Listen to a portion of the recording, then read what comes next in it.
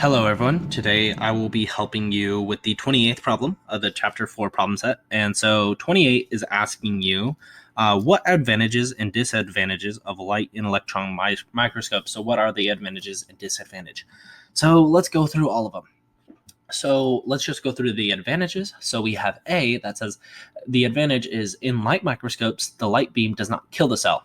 And in the electron microscopes are helpful in viewing intricate details of specimen and high resolution. So true. So that is true. So B says advantage. Light microscopes have high resolution.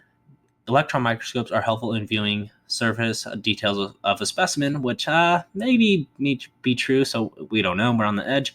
C says light microscopes have high resolution. Electron microscopes are helpful in viewing surface details of a specimen. So that is the same thing. So D says advantage. Light microscopes have high magnification. Electron microscopes are helpful in viewing surface details of specimens.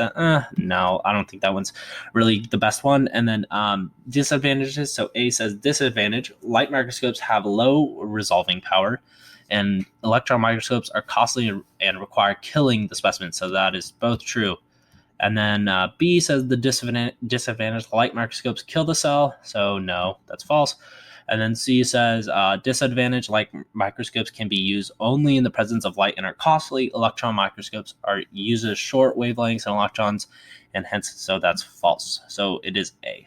So I hope you found this helpful, and I hope you have a great day. Thank you.